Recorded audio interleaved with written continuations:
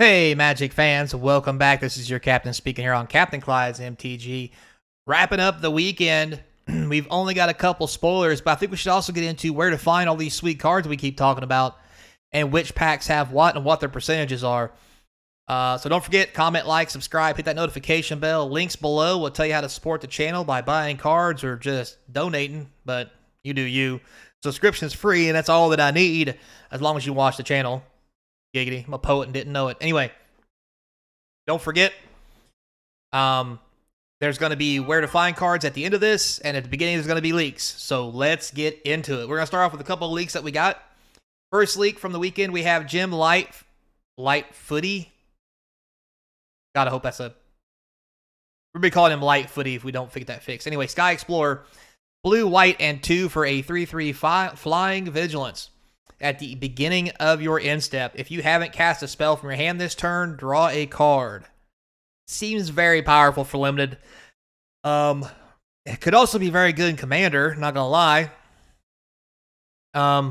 If there becomes a flash deck or a counter spell style deck in Standard that works, this would be good for it, but I think the format's a little too fast for that. I mean, drawing cards are good, but you got to have good flash spells to interact with so you can interact on your opponent's turn. But hey, we've seen weirder, and this is Magic. So, next we have Annie Joins Up. That's right, we finally get Annie's card. This one's pretty hefty, a white, green, red, and 1. It's 4 mana legendary enchantment. When it enters the battlefield, it deals 5 damage to target creature or planeswalker an opponent controls. Not bad. If a triggered ability of a legendary creature you control triggers, that ability triggers an additional time. So that's pretty good. Unfortunately, the real drawback to this is the fact it's 3 mana. And that may not be the best thing for it. In Limited, it could be okay, but playing 3 mana in Limited is already rough. But maybe the Commander has a spot for it. Other than that, I really think this is going to be a dollar bin card, unfortunately. So moving on, we also have Wily Duke, Attain Hero. Anyway, white, green, and 1 for a 4/2 Vigilance. Whenever he becomes tapped, you gain 1 life and draw a card. That is insanely good. Except he has Vigilance, which means he doesn't tap. Which means you have to... I was going to say straddle. Oh, Jesus, that'd be awful. You have to saddle him with somebody so you can draw a life. So you can gain a life and draw a card. There are plenty of ways to abuse this mechanic. Spring Leak Drum, just to name one. There's tons of ways you can tap this guy on a regular basis to draw cards. But it inherently doesn't come with it. So it is what it is. And as a 4/2, it won't be swinging very often either. So I don't know how I feel about this. I honestly don't think it's good enough. Just because it has too much going against it, too toughness, it doesn't tap itself. 3 mana 4/2 is good, but it's also legendary. It can have more than 1. A lot of things going against it. However, this could be a pretty good card for a Commander style format. Definitely fine for Limited. I guess it's still gonna be hard to swing with it. That 2 toughness, the 4 in the front makes it. It's just really rough on it. I mean, if the back of it was a 3, at least a 3. If it was a 3/2 or a 3/3, it would be playable in my opinion. But right now, unless it's Commander, I don't see this card getting it done, and it seems like it's really part of a combo piece. But we'll have to wait and see how that goes. So next we have here the Sword of Wealth and Power, and this is where we're going to get into where to get this card. So as you can see, it has a different set symbol on it. Now this is a sword for 3 colorless, equips for 2, like all the swords. The equipped creature gets +2/+2, has protection from instants and sorceries. So it can be blocked, but it can't be basically killed by direct damage.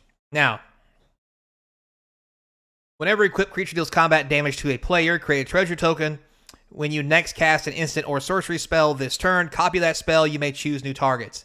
This is a very powerful sword. You just got to get it through. And to be fair, most swords normally get through for one reason or another. But a lot of that does predicate around their ability to have to give their creatures pro. So we're gonna have to see how this goes. But as you can see, a card like this is only in the collector boosters. And when I saw that, I thought, we got all these different set symbols, and I'm kind of intrigued now. So let me run you through real quick where these cards really are so you know what you're getting and actually what your percentages are. So if we go through and we look at it, and we start off with play boosters versus your collector boosters. Borderless breaking news cards, they both have. Now, textured foiled breaking news cards will only be in collector boosters. Wanted poster cards will be in both, borderless in both, big score cards.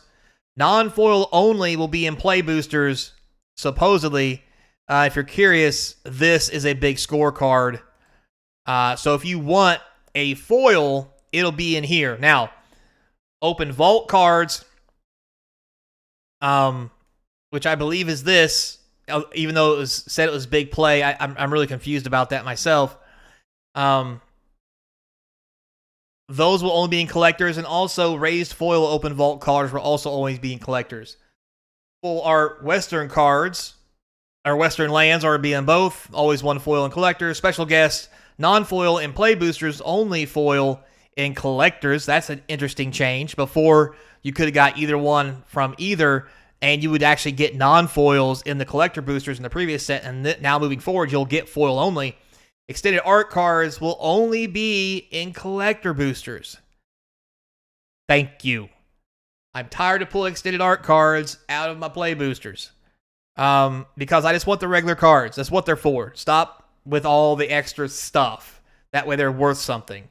But again, as we mentioned here, this vault card, Showcase Raised Foil, is only available in collector boosters. So those are the vault cards. The big score cards are the poster, or not the wanted poster cards, but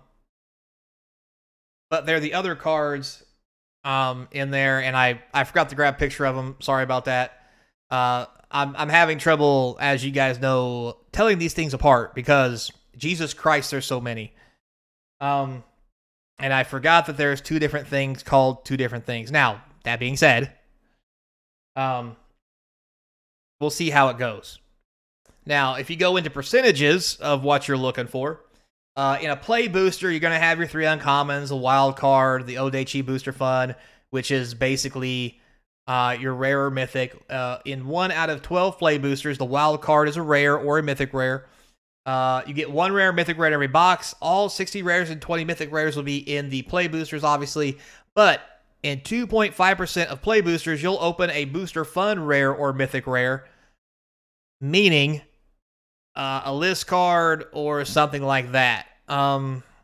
So yeah, but it's only 2.5%. The OTP cards that can be common, rare, or mythic are 1 out of every 3 play boosters.